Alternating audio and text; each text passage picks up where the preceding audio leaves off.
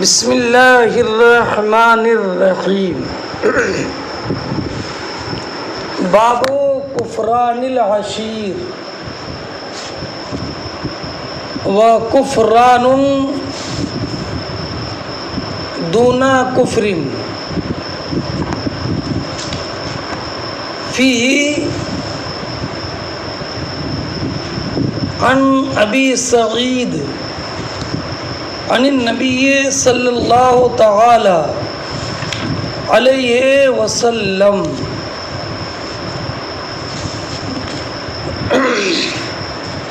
حضرت امام بخاری رضی اللہ تعالی عنہ نے یہاں پر کفران عشیر کا باب باندھا۔ اس میں اس بات کی طرف اشارہ ہے کہ جیسے طاعات پر اطلاق ایمان ہے، جیسے نبی کریم علیہ الصلاۃ والسلام نے ارشاد فرمایا اطعام الطعام من الایمان، تو جیسے اطاعتوں پر افعال حسنہ پر اطلاق ایمان ہے، ایسے ہی معاصی پر اطلاق کفر ہے۔ لیکن اس کفر کی بنیاد پر جو معاصی پر جب کفر بولا جاتا ہے تو اس کفر سے بندہ ایمان سے خارج نہیں ہوتا۔ اس کفر سے مراد وہ کفر نہیں ہوتا ہے جو کفر کے دین سے خارج کر دے۔ سمجھ گیا؟ یعنی ایک کفر تو وہ ہے جو ایمان کا مقابل ہے، اور ایک کفر یہ شکر کا مقابل ہے، ناشکری کے معنی میں ہے۔ جیسے ایک ایمان تصدیق قلبی کے معنی میں ہے، اور کبھی لفظ ایمان کا اطلاق طاعات اور نیکیوں پر ہوتا ہے، ایسی کفر کا اطلاق اکثر تو ایمان کے مقابل پر ہوتا ہے، لیکن کبھی کفر کا اطلاق نافرمانی پر بھی ہوتا ہے، اور جب کفر کا اطلاق نافرمانی پر ہو تو اس کفر سے مراد گناہ ہوگا، وہ کفر نہیں ہوگا جو کہ ایمان کا مقابل ہے۔ اب حضرت امام بخاری رضی اللہ تعالی عنہ نے باب معین کیا کفران العشیر، تو گناہوں کی اقسام میں سے عشیر بے معنی معاشر، شوہر، تو کفران گناہوں کے اقسام میں سے شوہر کی نافرمانی کو خاص طور پر ذکر کیا، ایک نقطہ حقیقہ کی وجہ سے، وہ یہ ہے کہ نبی کریم علیہ الصلاۃ والسلام نے شوہر کا حق ظاہر کرنے کے لیے فرمایا لو امرت احدا ان یسجد لأحد لامرت المرأة ان تسجد لزوجها، کہ اگر میں مخلوق میں سے کسی کے لیے سجدہ کرنے کا حکم دیتا تو میں عورت کو حکم دیتا کہ وہ اپنے شوہر کو سجدہ کرے۔ تو نبی کریم علیہ الصلاۃ والسلام نے زوجہ پر حق زوج کو ملا دیا ہے اللہ کے ساتھ۔ تو اگر عورت اپنے شوہر کے حق کو ادا نہ کرے تو گویا کہ شوہر کا حق عورت پر اس حد تک پہنچ گیا کہ اس کا ناشکری کرنا یہ حق اللہ کی ادائیگی میں بھی سستی پر دلیل ہے۔ اسی لیے اس پر یعنی بیوی کے شوہر کی مانی پر اطلاق کفر کیا گیا ہے۔ لیکن یہ وہ کفر نہیں ہے اس کو ملت اسلام سے خارج کر دے۔ اچھا، پہلے باب چل رہا تھا امور ایمان کا، اب باب ہے کفران عشیر کا۔ دونوں میں ایک مناسبت اور تناسب، وہ تناسب تضاد بھی ہے۔ اچھا، اس کے بعد امام بخاری رضی اللہ تعالیٰ عنہ نے فرمایا وَكُفْرٍ دُونَ كُفْرٍ، کہ کفر سے نیچے طرح بھی ہوتا ہے۔ اعلیٰ درجے کا وہ جو کفر ہے وہ تو کفر ایمان کا مقابل ہے، اور اس سے ادنا درجے کا جو کفر ہے یہ ایمان کا مقابل نہیں ہے، بلکہ یہ شکر کا مقابل نہ کے معنی میں ہے۔ اس کے بعد امام بخاری رضی اللہ تعالیٰ عنہ فرماتے ہیں اس تعلق بارے میں حضرت ابو سعید خدری کی روایت نبی کریم صلی اللہ تعالی علیہ وسلم سے، حضرت ابو سعید خدری کی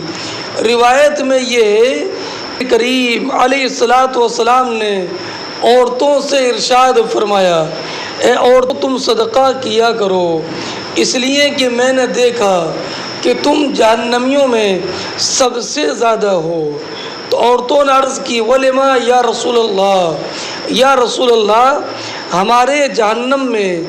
مردوں سے زیادہ ہونے کی وجہ کیا ہے؟ تو نبی علیہ السلام نے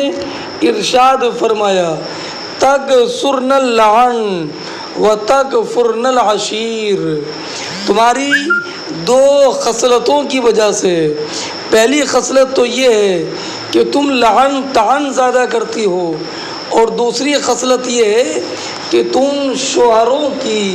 نافرمانی کرتی ہو۔ اب آپ اس جو حضرت امام بخاری رضی اللہ تعالیٰ عنہ نے یہاں پر جو حدیث ذکر کی ہے اس حدیث پاک کو سنیے۔ فرماتی ہیں حدثنا عبداللہ ابن مسلم عن مالک عن زید بن اسلم عن عطاء ابن یسار عن ابن عباس، یہ روایت عبداللہ ابن عباس رضی اللہ تعالیٰ عنہ سے مروی ہے۔ وہ بیان فرماتے ہیں کہ نبی کریم علیہ السلام نے ارشاد فرمایا اریت النار، مجھے جہنم دکھائی گئی، فَإِذَا أَكْثَرُ أَهْلِهَا النِّسَاء، تو میں نے دیکھا کہ جہنم میں مردوں کے بمقابل عورتیں زیادہ ہیں، اور ان کا جرم کیا ہے؟ یکفرنا، وہ کفر کرتی ہیں۔ قیل، تو نبی کریم علیہ السلام سے معلوم کیا گیا یکفرن العشیر ایکفرن باللہ، کیا یا رسول اللہ یہ اللہ رب العزت جل جلالہ کے ساتھ کفر کرتی ہیں؟ تو نبی کریم نے ارشاد فرمایا نہیں، یکفرن العشیر، وہ شوہروں کی نافرمانی کرتی ہیں، وَيَكْفُرْنَ الْإِحْسَانَ، اور یہ احسان اگر کہا جائے تو احسان کی ناشکری کرتی ہیں۔ اس کے بعد نبی کریم علیہ السلام نے ارشاد فرمایا کہ عورتی ناشکری کا تو یہ عالم ہے، لو احسنت الی احداہن الدہر، کہ اگر تم اور کی طرف پوری زندگی احسان کرتے رہو، ثم رات میں شیئن، پھر وہ تم سے کوئی اپنے مزاج کے مخالف کوئی چیز پالے تو قالت، تو بول پڑے گی ما رأیت منک خیرا قط، میں نے تم سے کبھی بھی کوئی بھلائی نہیں پائی، میں نے تم سے کبھی بھی کوئی بھلائی نہیں پائی۔ یہ عورت کی نہایت ناشکری کی دلیل ہے کہ شوہر کی تمام زندگی انات کو ایک لمحے میں ختم کر دیتی ہے، اور ناشکری میں اتنی زیادہ بڑھ جاتی ہے کہ فوراً بول اٹھتی ہے کہ ہمیں تم سے کبھی کوئی بھلائی پہنچی ہی نہیں ہے۔ اب آپ اس حدیث کو دیکھیں تو ایک جگہ پر دوسری جگہ پر یہ حدیث حضرت عبداللہ بن عباس رضی اللہ تعالی عنہ سے اس طور پر مروی ہے کہ نبی کریم علیہ الصلاۃ والسلام کے زمانے میں سورج میں گرہن لگ گیا، پھر عبداللہ بن عباس نے نماز سورج گرہن کا ذکر کیا، بعد نبی کریم علیہ الصلاۃ والسلام کا خطبہ ارشاد فرمایا، اور نبی کریم علیہ الصلاۃ والسلام نے اس خطبے میں عورتوں کو متوجہ کیا اور ارشاد فرمایا کہ میں نے تم کو جہنم میں مردوں سے زیادہ دیکھا ہے۔ تو عورتوں نے ذکر کیا یا رسول اللہ ہمارے جہنم میں جانے کی زیادہ ہونے کی وجہ کیا ہے؟ تو نبی کریم علیہ الصلاۃ والسلام نے یہی ان کے دو گناہ بتائے، ایک تو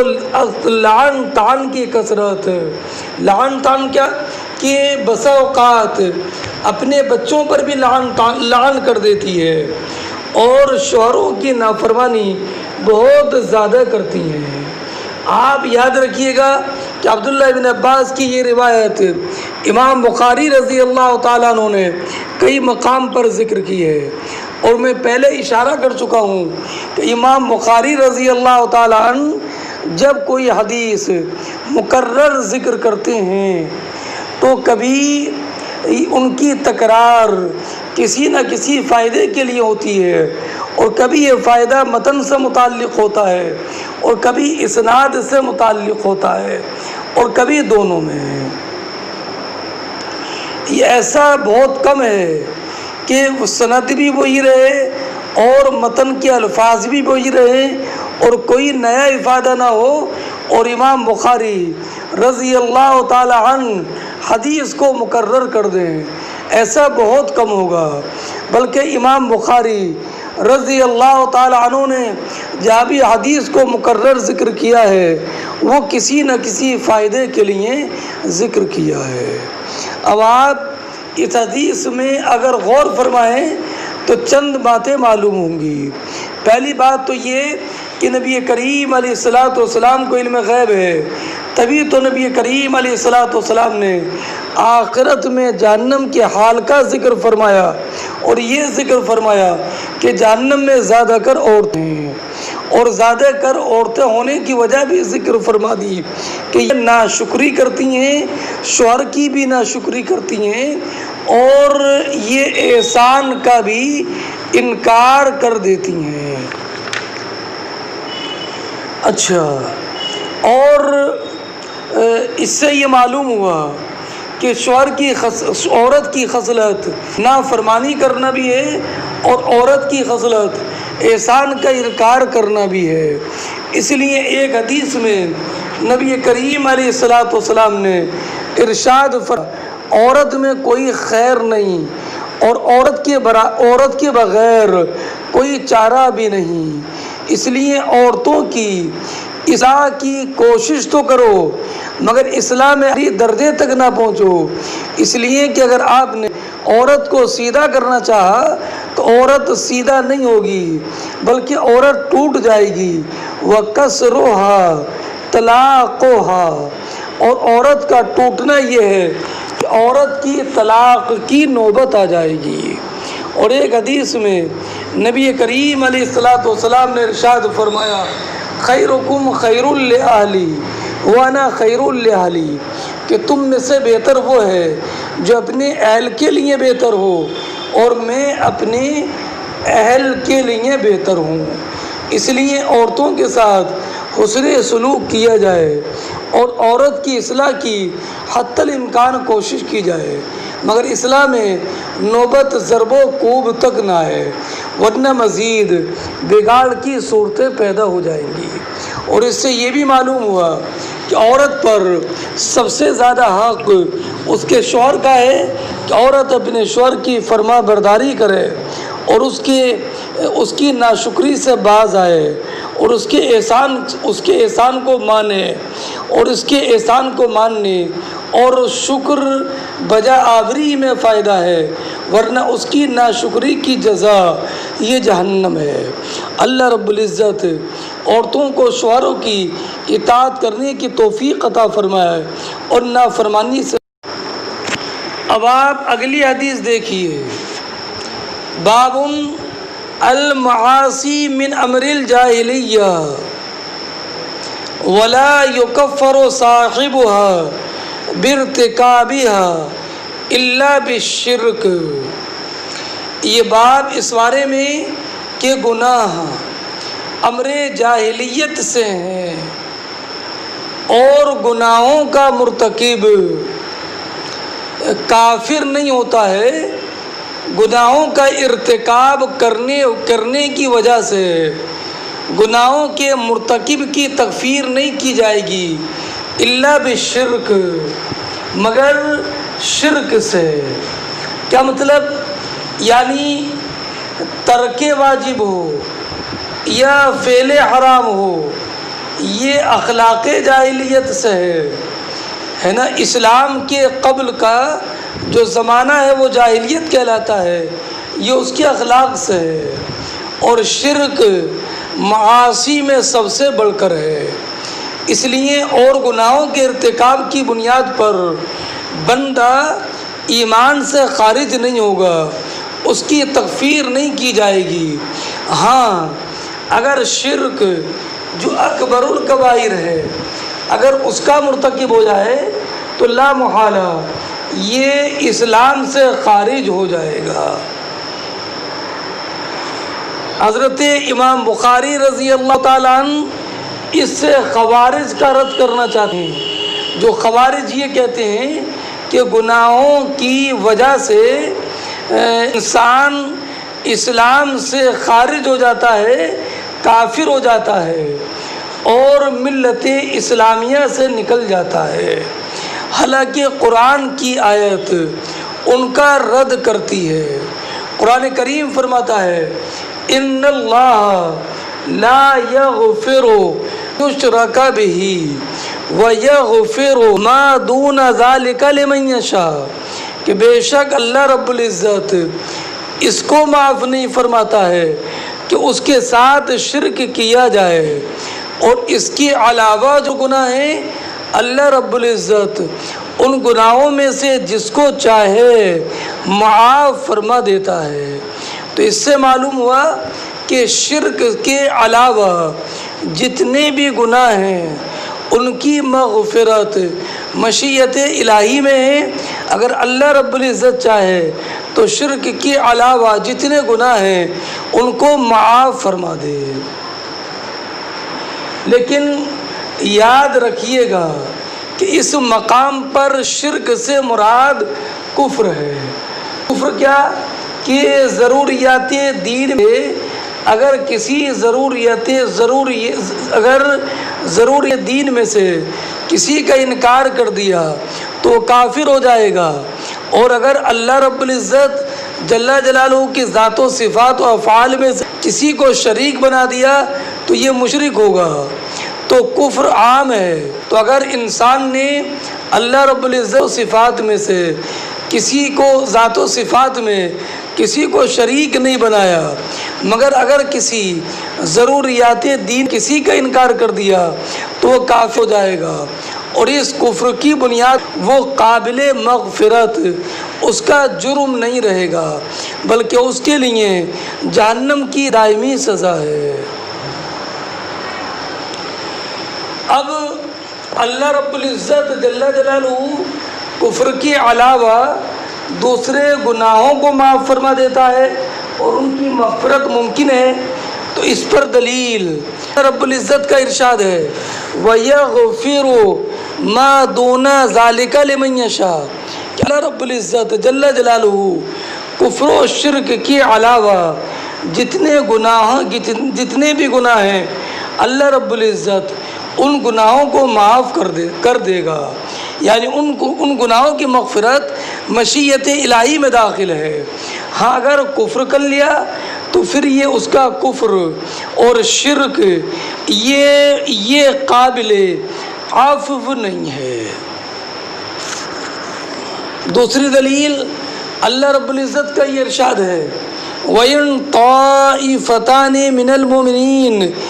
اقتتلوا فاصلحوا بینہما۔ اے لوگو، اگر مومنین کی دو جماعتیں باہم قتال کریں، فاصلحوا بینہما، تو ان کے درمیان اصلاح کرو۔ تو قرآن کریم کی اس آیت میں لڑنے والے، قتل کرنے والوں کو اللہ رب العزت نے مومن فرمایا ہے۔ تو اس سے یہ معلوم ہوا کہ قتل کرنے والے، ایک دوسرے سے لڑنے والے، اگرچہ گناہ کبیرہ کا مرتکب ہیں، لیکن اس گناہ کبیرہ کے ارتکاب کی وجہ سے وہ ایمان سے خارج نہیں ہیں۔ اللہ رب العزت نے فرمایا وَإِن طَائِفَتَانِ مِنَ الْمُؤْمِنِينَ فَسَمَّاهُمْ الْمُؤْمِنِينَ۔ اللہ رب العزت جل جلالہ نے ان کا نام مومن رکھا ہے۔ تو اس سے معلوم ہوا کہ گناہ کبیرہ کا مرتکب مومن ہے۔ اچھا، دوسری ایک اور حدیث حضرت امام بخاری رضی اللہ تعالی عنہ نے بیان فرمائی ہے، اور اس حدیث کے راوی ایک مشہور صحابی ہیں حضرت ابو بکر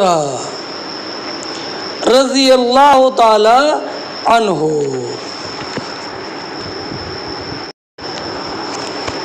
اب آپ حدیث سنیے۔ حدثنا عبد الرحمن ابن المبارک قال حدثنا حماد بن زید قال حدثنا ایوب ویونس عن الحسن عن الأحنف بن قیس قال ذهبت لأنصر هذا الرجل فلقيني أبو بكر فقال أين تريد؟ قلت أنصر هذا الرجل قال ارجع فإني سمعت رسول الله صلى الله عليه وسلم يقول إذا التقى المسلمان بسيفهما فالقاتل والمقتول في النار۔ اس حدیث میں تین تابعی جمع ہیں، ایک حضرت ایوب، ایک حضرت حسن بصری، ایک حنف ابن قیس۔ سنیے، حضرت مولا کائنات حضرت علی کرم اللہ تعالی وجہ الکریم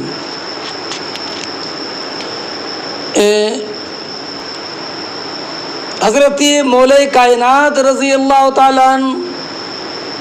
اور حضرت امیر معاویہ کے آپسی مشاجرات تھے، اور یہ پہلے ہی بتا چکا ہوں، ہمارے علماء اہل سنت رضی اللہ تعالیٰ عنہ نے بار بار اس بات کو لکھا ہے کہ مشاجرات صحابہ میں خوض نہیں کرنا چاہیے، اس لیے کہ ان کے باہمی مشاجرات وہ خود اپنے طور پر خود دلیل شرعی پر تھے، اور وہ دلیل شرعی کی وجہ سے ہر ایک قتال کو جائز سمجھتا تھا، تو ان میں سے کسی کا قتال بھی ناحق نہیں تھا۔ البتہ بعض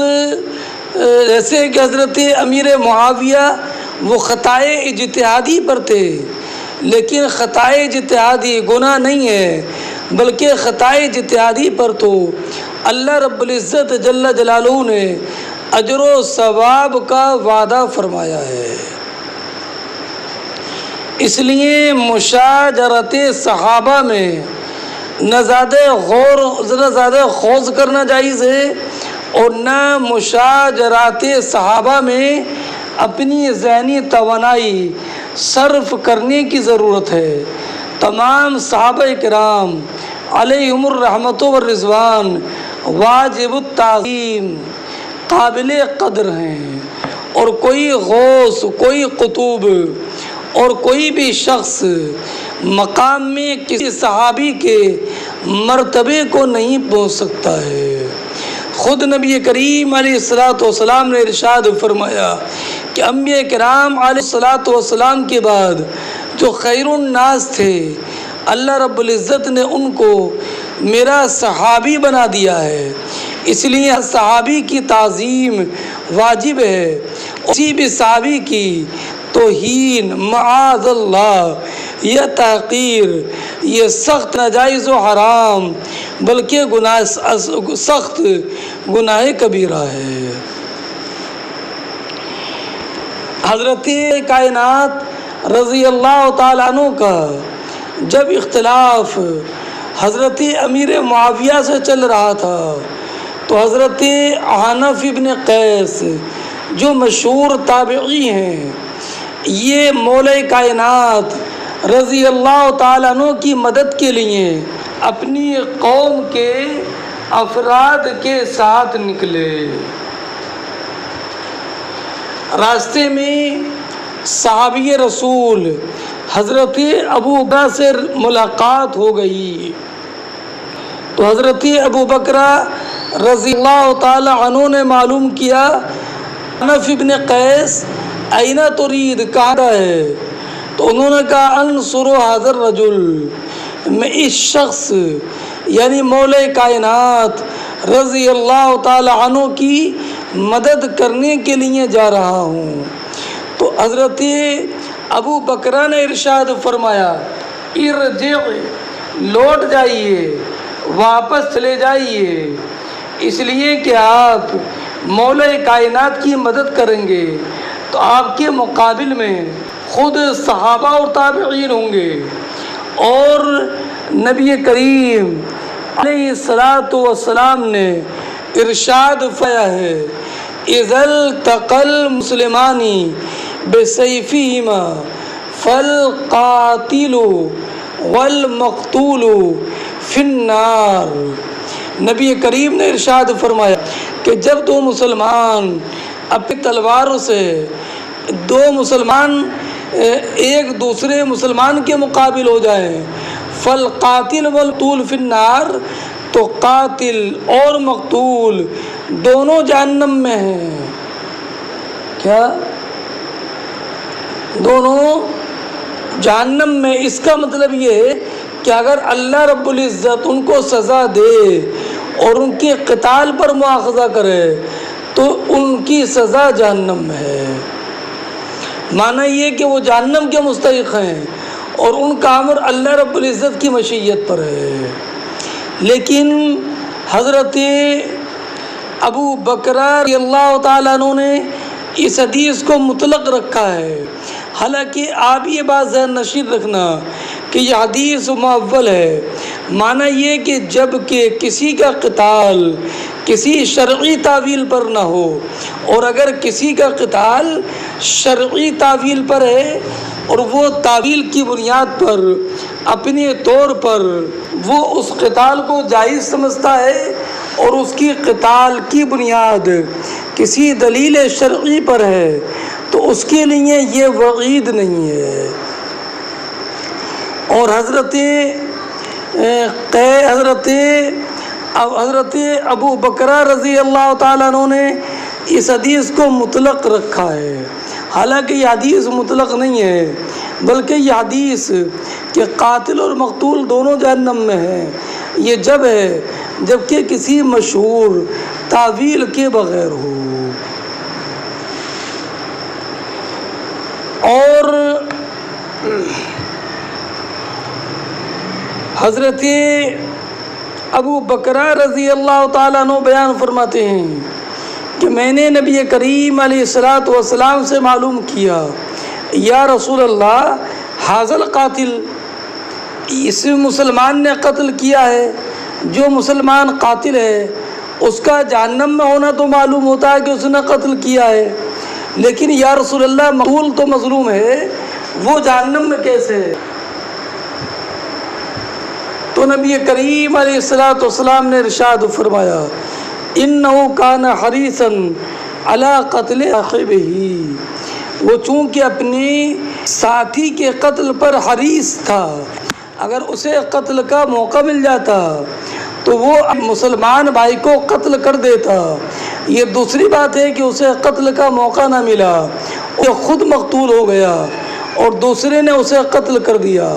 مگر چونکہ یہ اپنے صاحب کے قتل پر حریص تھا اس لیے اس کی سزا بھی جہنم ہے۔ حضرت احنف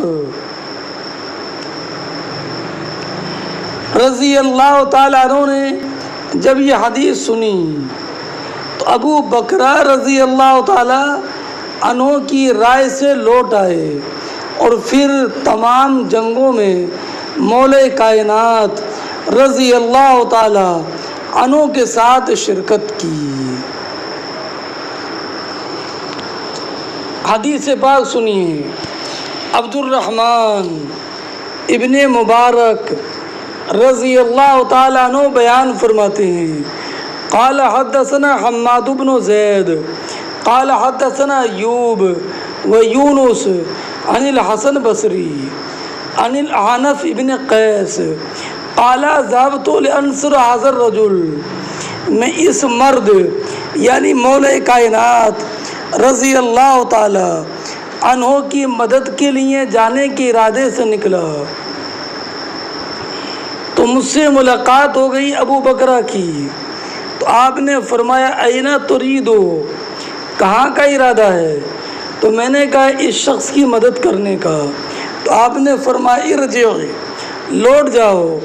اس لیے کہ میں نے نبی کریم علیہ الصلوۃ والسلام کو یہ کہتے ہوئے سنا اذا التقى المسلمان بسیفہما، جبکہ دو مسلمان اپنی تلوار سے ایک دوسرے مسلمان کا سامنا کریں فالقاتل والمقتول فی النار، کہ تو قاتل اور مقتول دونوں جہنم میں ہے۔ میں نے تشریح کر دی یہ جب ہے جبکہ دونوں اپنے قتال میں کسی تعویل پر نہ ہوں۔ ابو بکرہ کہتی ہیں کہ میں نے عرض کی یا رسول اللہ حاضل قاتل، یہ تو قاتل ہے، فما بال المقتول، سرکار مقتول کا حال کیا ہے کہ مقتول کیوں جہنمی ہے؟ تو نبی کریم علیہ الصلوۃ والسلام نے ارشاد فرمایا انہ کان حریصا علی قتل صاحبہ، وہ اپنے ساتھی کے قتل پر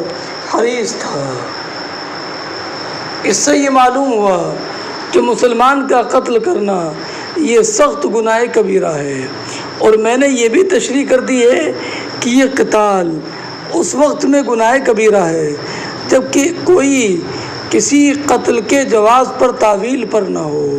اور اگر اس کے نزدیک کسی دلیل شرعی کی بنیاد پر قتال کا جواز ثابت ہو جائے تو اس کے لیے یہ وعید نہیں ہے، جیسے کہ صحابہ کرام علیہم الرحمۃ والرضوان کے آپس کے مشاجرات ہیں۔ اور اس کے بعد میں اگلی حدیث پاک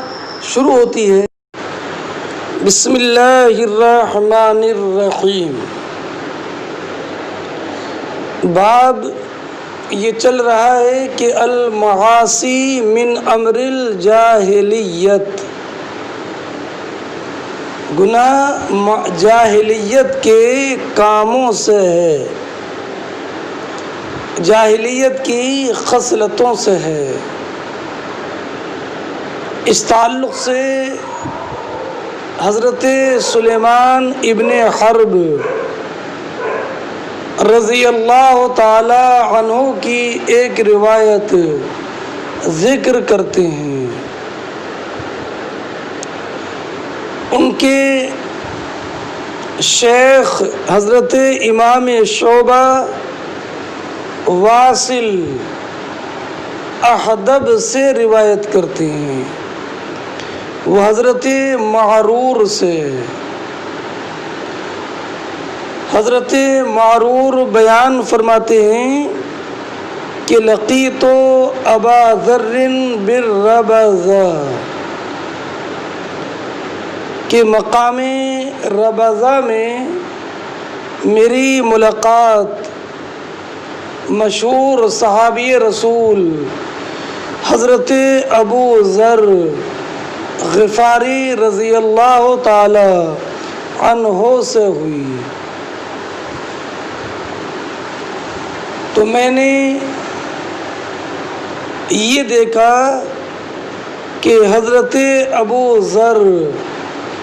غفاری رضی اللہ تعالی عنہ جیسے جوڑا پہنے ہوئے تھے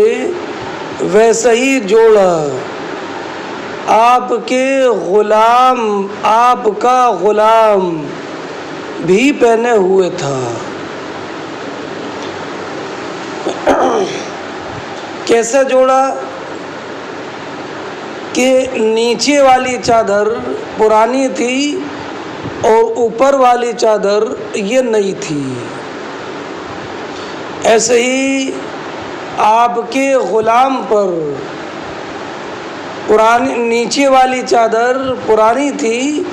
اور اوپر والی چادر نئی تھی۔ تو میں نے حضرت ابو ذر غفاری رضی اللہ تعالی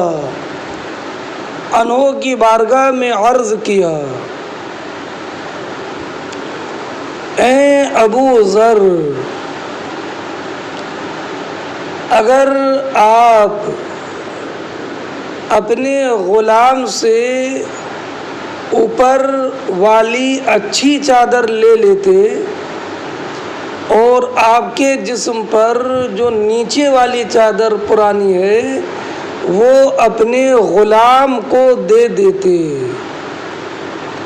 تو آپ کا جوڑا دو نئی چادروں کا بن جاتا اور آپ کے غلام کا جوڑا دو پرانی چادروں کا ہو جاتا، تاکہ آقا اور غلام دونوں کے درمیان فرق بین، فرق ظاہر رہے۔ یہ سنا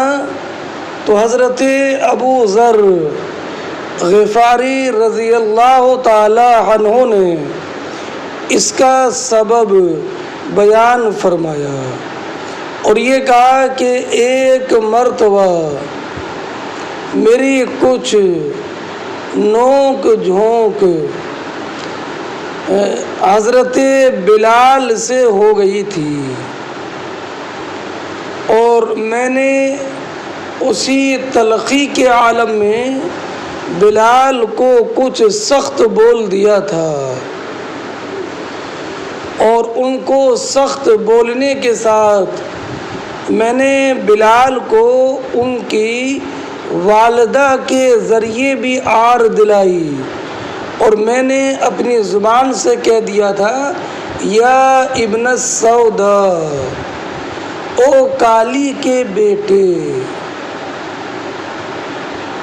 تو یہ بات نبی کریم صلی اللہ تعالی علیہ وسلم کو معلوم ہوئی تو نبی کریم علیہ السلام نے مجھ سے ارشاد فرمایا، انکا امرؤ فیکا جاہلیت، اے ابو ذر غفاری، تم ایسے مرد معلوم ہوتے ہو جن میں کہ ابھی جاہلیت کی خصلتیں باقی ہیں، ابھی جاہلیت کی خصلت باقی ہے۔ اب اسی مقام پر ٹھہر کر میں بات یہ بتا دوں کہ حضرت ذر غفاری رضی اللہ تعالی عنہ نے یہ جو آر دلائی اس کی وجہ یہ تھی کہ حضرت ابو ذر غفاری رضی اللہ تعالی عنہ کو ابھی اس تلخ کلامی کا اور یا کسی کو اس کی ماں کے ذریعے عار دلانے کی حرمت کا حکم معلوم نہیں تھا، تو حرمت کا حکم معلوم نہ ہونے کی بنیاد پر حضرت ابو ذر غفاری رضی اللہ تعالی عنہ نے حضرت بلال رضی اللہ تعالی عنہ کو ان کی ماں کے ذریعے عار دلائی، تو نبی کریم علیہ الصلاۃ والسلام نے ان کی اصلاح فرمائی اور اصلاح فرما کر یہ بتایا کہ یہ سب چیزیں تلخ کلامی ہو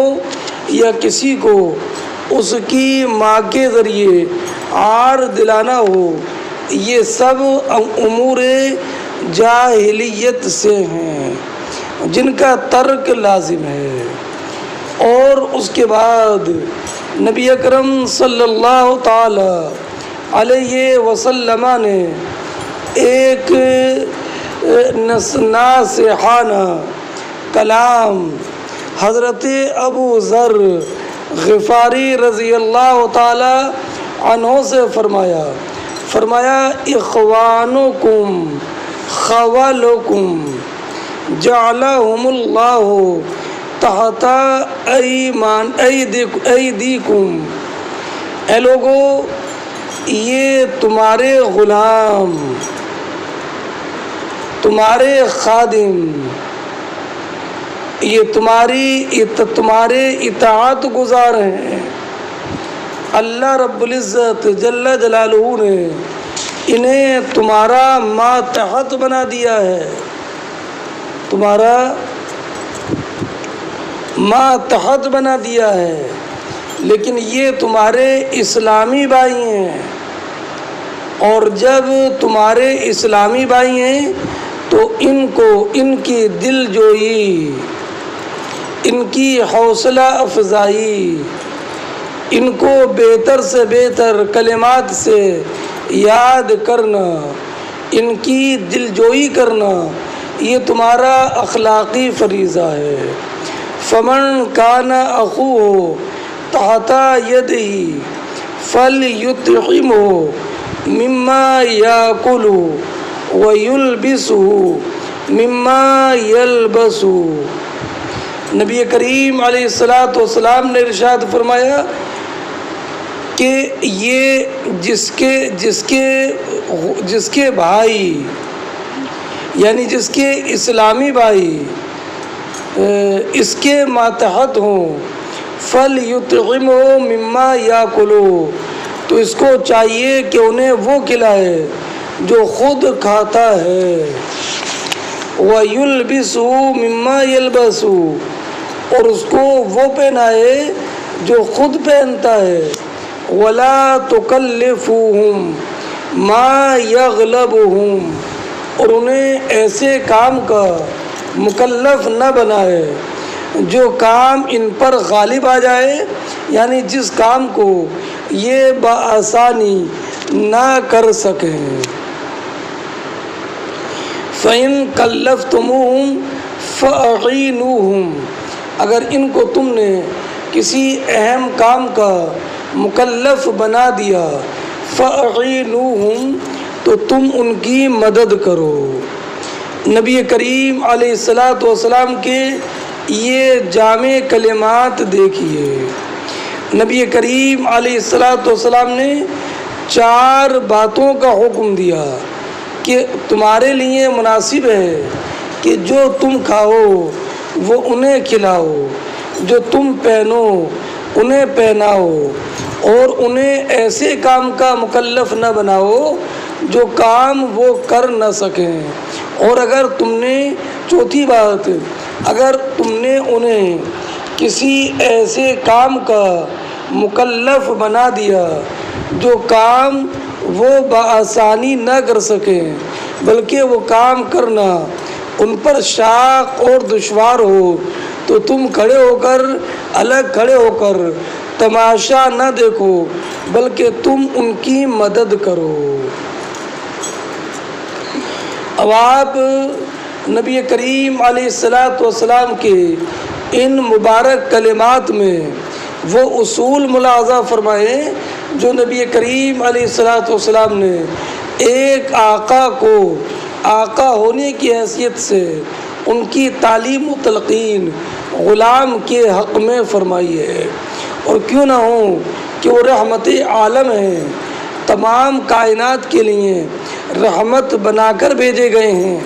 انسانیت کی قدروں کو بلند کرنا یہ ان کا شیوا تھا، اور مظلوموں کی فریاد رسی کرنا یہ ان کا ترے امتیاز تھا۔ کچلے اور دبے ہوئے معاشرے کے لوگوں کو عزت دلانا نبی کریم علیہ الصلاۃ والسلام کی عادت کریمہ اور مقصد بعثت تھا۔ وجہ تھی کہ بعد میں ابو ذر غفاری رضی اللہ تعالی عنہ کی احتیاط کا عالم یہ تھا کہ جس نوعیت کا کپڑا وہ خود پہنے ہوئے اسی نوعیت کا کپڑا اپنے غلاموں کو پہناتے، اور اس میں نئے اور پرانے کا فرق نہ ہوتا۔ اگر ایک چادر نئی ان کے پاس ہے تو غلام کو بھی نئی چادر دیتے، اور ایک بوسیدہ چادر ان کے پاس ہے، اگر غلام کو بوسیدہ چادر دی ہے تو خود ان کا عالم یہ ہے کہ ان کے پاس بھی ان کے جسم پر بھی بوسیدہ چادر ہے۔ لیکن آپ ایک بات ذہن نشین رکھیے کہ حضرت ابو ذر غفاری رضی اللہ تعالی عنہ نے بعد میں احتیاط پر عمل فرمایا، اس لیے کہ ظاہر لفظ مواسات کو چاہتا ہے، مواسات کو نہیں۔ مواسات کو چاہتا ہے یعنی تم ان کی دل جوئی کرو، ان کی دل شکنی نہ ہو، لباس وغیرہ میں وہ تم سے زیادہ کمتر نہ ہو۔ لیکن حدیث کا یہ تقاضا نہیں ہے کہ جو حدیث کا تقاضا یہ کہ جوڑا جو تم نے پہنا وہ انہیں پہنا ہو، یعنی جوڑا انہیں پہنا ہو، لیکن جوڑا اتنے ہی اعلیٰ اور عمدہ قسم کا ہو جو تمہارے جسم پر ہے، یہ شرط نہیں ہے۔ اس لیے مساوات ظاہر حدیث سے معلوم نہیں ہوتی ہے، تو بجائے مواسات کے حضرت ابو ذر غفاری کا عمل جو کہ مواسات کے بجائے مساوات پر تھا، ان کی احتیاط تھی۔ بہرحال اس حدیث پاک سے یہ معلوم ہوا کہ معاصی یہ امور جاہلیت سے ہیں۔ اب آپ حدیث پاک کا ترجمہ کریں۔ ہم سے حدیث بیان کی سلیمان ابن حرب نے، وہ کہتے ہیں کہ ہم سے حدیث بیان کی شعبہ نے، وہ روایت کرتے ہیں واصل احدب سے، وہ روایت کرتے ہیں معرور سے، وہ کہتے ہیں کہ میں نے ابو ذر غفاری سے ملاقات کی مقام ربضہ میں، وعلی حلہ وعلی غلام حلہ فسألتہ عن ذلک، تو میں نے حضرت ابو ذر غفاری سے جوڑے میں تساوی کے بارے میں سوال کیا، فقالا، تو آپ نے فرمایا، انی صاببت رجلا فعیرتہ بامی، کہ میں نے ایک صاحب سے میری تلخ کلامی ہو گئی تو میں نے ان کو آڑ دلائی ان کی ماں سے، یعنی یا ابن السودا کہہ دیا، تو مجھ سے نبی کریم نے ارشاد فرمایا، عیرتہ بامی، کہ تم نے ان کو ان کی ماں کے ذریعے آڑ دلائی ہے، انک امرؤ فیک جاہلی اخوانکم خولکم، ارے بھائی تمہارے ماتحت ہیں، اللہ تمہارے بھائی تو تمہارے بھائی تمہارے غلام ہیں، اللہ رب العزت نے ان کو تمہارا ماتحت بنا دیا ہے، تو جس کا بھائی جس کا ماتحت ہو فلیطعمہ مما یاکل، تو جو کھایا اسے کھلائے، یلبس مما یلبس ولا تکلفوہم ما یغلبہم، اور انہیں اس کا مکلف نہ بنائے، ایسے کام کا مکلف نہ بنائے جو ان پر غالب آ جائے، فإن کلفتموہم فأعینوہم۔ بسم اللہ الرحمن الرحیم۔ باب ظلم دون ظلم، یہ باب اس بارے میں کہ ظلم سے کم ہوتا ہے، یعنی ظلم کے انواع متغیر ہوتے ہیں۔ لفظ ظلم اصل میں ظلم کا معنی آتا ہے وضع الشیء فی غیر محلہ، اور وضع الشیء فی غیر محلہ یہ گناہ پر بھی صادق ہے اور کفر پر بھی صادق ہے، اور ہر شرک پر بھی یہ ظلم، لفظ ظلم صادق آتا ہے، لیکن ہر جگہ پر ظلم سے مراد ظلم کا اطلاق گناہ پر بھی ہوتا ہے اور ظلم کا اطلاق شرک پر بھی ہوتا ہے۔ تو امام بخاری رضی اللہ تعالی عنہ نے یہ باب قائم فرما کر یہ بتایا کہ ہر جگہ پر ظلم سے مراد شرک نہیں ہوتا ہے، بلکہ ظلم کے علاوہ کبھی ظلم کا اطلاق کبھی شرک و کفر کے علاوہ دوسرے گناہ پر بھی ہوتا ہے۔ اب حدیث پاک سنیے۔ حدثنا ابو الولید قال حدثنا شعبہ۔ اب تحویل سند کے بعد یہ لفظ تحویل کے معنی میں آتا ہے، یعنی سند سے دوسرے طریقے سند کی طرف منتقل ہو جانا۔ تو امام بخاری فرماتے ہیں وحدثنی بشر قال حدثنا محمد عن شعبہ۔ تو آپ دیکھیے پہلے شعبہ سے روایت کرنے والے ابو الولید تھے، اب یہاں سے شعبہ سے روایت کرنے والے محمد ہیں، یعنی شعبہ کے دو راویوں سے یہ حدیث امام بخاری کو پہنچی ہے، ایک تو بواسطہ ابو الولید اور دوسرا بواسطہ محمد، اور بواسطہ محمد سے پھر روایت کی ہے بشر نے۔ تو سند عالی جو ہے وہ ابو الولید کی ہے کہ وہ ابو الولید شعبہ سے براہ راست راوی ہیں، اور بشر یہ شعبہ سے راوی تو ہیں مگر بواسطہ محمد۔ ان کی روایت ہے عن سلیمان عن ابراہیم عن علقمہ۔ ایک بات میں آپ کو اور بتا دوں کہ یہ ہا کے ساتھ ہے تحویل، یعنی تحویل سند، اور بعض نسخوں میں ہے خا، تو یہ خا بجائے ہا کے خا جو بعض نسخوں میں ہے، تو اس سے مراد یہ خا لکھنے والے امام بخاری کے تلامذہ ہیں، اور خا سے مراد امام بخاری ہیں کہ امام بخاری نے یہ روایت جو کی ہے وہ ایک تو امام شعبہ سے ابو الولید کے واسطے سے کی ہے، اور ایک روایت شعبہ سے محمد بشر عن محمد عن شعبہ کر کے کی ہے۔ یہ روایت کرتے ہیں عن سلیمان عن ابراہیم عن علقمہ عن عبداللہ۔ سلیمان عامش، ابراہیم یہ ابراہیم ابن یزید نخعی، یہ علقمہ رضی اللہ تعالیٰ عنہ، یہ علقمہ ابن قیس نخعی ہیں، اور یہ تینوں تابعی ہیں، شعبہ، سلیمان عامش، ابراہیم نخعی۔ سلیمان یہ عامش ہو گئے، اور ابراہیم نخعی عن علقمہ ابن قیس یہ نخعی ہیں۔ یہ روایت کرتے ہیں عبداللہ ابن مسعود سے، کہتے ہیں کہ جب آیت کریمہ نازل ہوئی الذین آمنوا ولم یلبسوا ایمانہم بظلم اولئک لہم الامن وہم مہتدون، وہ لوگ جو ایمان لائے اور انہوں نے اپنے ایمان کی آمیزش ظلم کے ساتھ نہ کی، اولئک لہم الامن، انہی کے لیے امن ہے، وہم مہتدون، اور وہی لوگ راہ یاب ہیں۔ اب آپ اس آیت کریمہ کے ذرا مفہوم میں غور کیجئے۔ امن کن کے لیے ہیں؟ ہدایت یاب لوگ کون ہیں؟ تو قرآن نے فرمایا وہ لوگ ہیں جو ایمان لائے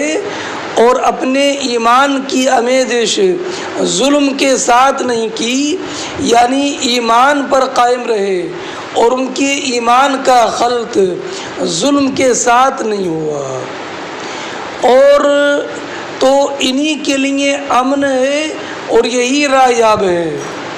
تو صحابہ کرام علیہم الرحمۃ والرضوان نے جب اس آیت کریمہ کو سنا تو انہیں بڑی تشویش اور بڑی فکر ہوئی اور کہا کہ ظلم لم یلبسوا ایمانہم بظلم، ایک تو ظلم میں تنوین برائے تنکیر ہے اور ایک نکرہ تحت نفی ہے، تو اس میں تو معنی عموم پایا جائے گا کیا کہ کوئی سا بھی ظلم ان کے ایمان کے ساتھ کسی بھی ظلم کی آمیزش نہ ہوئی، اور لفظ ظلم کا اطلاق تو سارے گناہوں پر ہوتا ہے۔ تو اس سے یہ معلوم ہوا کہ امن اور ہدایت یابی انہی کے لیے ہے کہ جن کے ایمان میں کوئی بھی گناہ نہیں پایا جاتا، بلکہ وہ گناہوں سے مکمل طور پر محفوظ اور مامون ہے۔ اور اگر ایمان کے ساتھ کوئی گناہ ہو گیا تو نہ ان کے لیے امن ہے اور نہ ان کے لیے راہ یابی ہے۔ تو یہ صحابہ کرام علیہم الرحمۃ والرضوان نبی کریم علیہ الصلاۃ والسلام کی بارگاہ میں حاضر ہوئے اور عرض کیا اینا لم یظلم یا رسول اللہ، سرکار ہم میں سے کون ہے جس سے کوئی ظلم نہ ہو جاتا ہو؟ اور جب ظلم ہو گیا تو قرآن نے تو امن اور راہ یابی اس کے لیے بتائی ہے کہ جس کے ایمان کے ساتھ کسی ظلم کی آمیزش نہیں ہے۔ تو کیا یا رسول اللہ ہمارے لیے امن نہیں ہے اور ہم ہدایت یاب نہیں ہیں؟ تو اللہ رب العزت جل جلالہ نے سورہ لقمان کی یہ آیت کریمہ نازل فرمائی، ان الشرک لظلم عظیم، بے شک شرک ظلم عظیم ہے، بے شک شرک ظلم عظیم ہے، یعنی ظلم کا اطلاق شرک پر ہوتا ہے اور ظلم سے مراد شرک ہے۔ تو اگر کہ کوئی انسان ایسا ہے جس نے ایمان تو قبول کیا مگر ایمان قبول کرنے کے بعد اس سے شرک ہو گیا تو اس کے لیے امن نہیں ہے اور اس کے لیے راہ یابی نہیں ہے، یہ آیت کریمہ کا مفہوم ہے۔ اور اگر ایمان کے ساتھ کوئی گناہ ہو گیا تو گناہ ہونے کی بنیاد پر وہ گناہ ہے، لیکن ایسا نہیں کہ وہ ہدایت یابی سے نکل گیا، یہ امن و امان سے نکل گیا، ایسا نہیں ہے، بلکہ یہ امن و امان اس کے اور ہدایت یابی اس کے لیے ہے کہ جس کے ایمان کے ساتھ کفر و شرک کی آمیزش نہ ہو، اگرچہ اس کے ایمان کے ساتھ کوئی گناہ ہو گیا تو یہ گناہ کا ارتکاب نہ امن سے خارج کرتا ہے اور نہ ہی راہ یابی سے۔ فرماتا ہے تو اللہ رب العزت نے جب یہ آیت کریمہ نازل فرمائی ان الشرک لظلم عظیم، تو صحابہ کرام علیہم الرحمۃ والرضوان کی وہ تشویش ختم ہوئی۔ اب آپ ذرا اس سے مطابقت باب بھی دیکھیں کہ ایک ظلم وہ ہے جو کہ شرک ہے، اور ان الشرک لظلم عظیم قرآن نے فرمایا ہے، اور دوسرا یہ ہے کہ ظلم سے مراد وہ بھی ہوتا ہے جو شرک کے علاوہ دوسرے گناہ ہوں۔ تو اس سے معلوم ہوا کہ سارے ظلم برابر نہیں ہیں، بلکہ ایک ظلم عظیم ہے جو شرک ہے، اور دوسرے ظلم اس سے کم درجے کے ہیں۔ فرماتی ہیں عبداللہ ابن مسعود رضی اللہ تعالیٰ عنہ لما نزلت، جب یہ آیت کریمہ نازل ہوئی الذین آمنوا ولم یلبسوا ایمانہم بظلم، وہ لوگ جو ایمان لائے اور ان کے ایمان کی آمیزش شرک کے ساتھ نہ ہوئی، تو ان کے لیے امان ہے اور وہ راہ یاب ہیں۔ اب رہا یہ معاملہ کہ ایمان کے ساتھ ظلم کی آمیزش اور ظلم سے مراد شرک ہے، تو اب رہا یہ معاملہ کہ ایمان کے ساتھ شرک کی آمیزش کیسی ہو جائے گی؟ حالانکہ شرک کا اختلاط ایمان کے ساتھ یہ متصور ہی نہیں ہے۔ تو مراد یہ ہے کہ ایمان لائیں اور یہ صفت ایمان کے ساتھ بعد میں ان پر کفر طاری نہ ہو، یعنی مرتد نہ ہو۔ اور احتمال یہ بھی ہے کہ مراد یہ ہے کہ ایسا نہ ہو کہ زبان پر کلمہ ہو اور دل میں کفر و شرک ہو۔ اگر زبان پر کلمہ اور دل میں کفر و شرک ہے تو ان کے لیے امان نہیں ہے۔ اچھا، اب یہ تو امام بخاری کا مخصوص ثابت ہو گیا کہ ظلم کے کئی درجے ہیں۔ اب متن میں کئی فائدے ہیں۔ پہلا فائدہ تو یہ ہے کہ جیسے صحابہ کرام علیہم الرحمۃ والرضوان نے ظلم کو عموم پر معمول کیا، تو اس سے معلوم ہے کہ عموم ہی پر حمل ہوگا جب تک کہ دلیل خصوص وارد نہ ہو۔ اور ایک یہ کہ سیاق نفی میں نکرہ عام ہوتا ہے، اور ایک یہ کہ خاص کبھی عام پر غالب آ جاتا ہے اور مبین مجمل پر۔ اور ایک فائدہ یہ ہے کہ لفظ کو اس کے ظاہر پر محمول کرنا جائز ہے کسی مصلحت اور دفع تعارض کے لیے۔ اور ایک یہ کہ ظلم کے درجات متفاوت ہیں، جیسے کہ مصنف علامہ امام بخاری رضی اللہ تعالیٰ عنہ نے یہ باب قائم فرما کر بتایا۔ اور ایک بات یہ معلوم ہوئی کہ معاصی پر لفظ شرک نہیں بولا جاتا۔ اور ایک بات یہ معلوم ہوئی کہ جو اللہ رب العزت کے ساتھ شرک کرنے والا نہیں ہے تو اس کے لیے امان بھی ہے اور وہ راہ یاب بھی ہے۔ اب رہا یہ کہ آیت کریمہ کی ترجمانی سے یہ معلوم ہوا کہ وہ لوگ جو ایمان لائیں اور ان کے ایمان کے ساتھ میں شرک نہ ہو، اگرچہ گناہ ہو تو ان کے لیے امان ہے۔ حالانکہ آپ جانتے ہیں کہ جو گناہ گار ہے وہ بھی کبھی معذب ہوتا ہے، تو جواب یہ کہ پھر اس کے لیے امان کہاں رہی؟ تو جواب یہ کہ تخلید فی النار سے وہ آمین ہے اور وہ جنت کے طریق کا راہی ہے۔ چلیے یہاں تک حدیث کی تشریح۔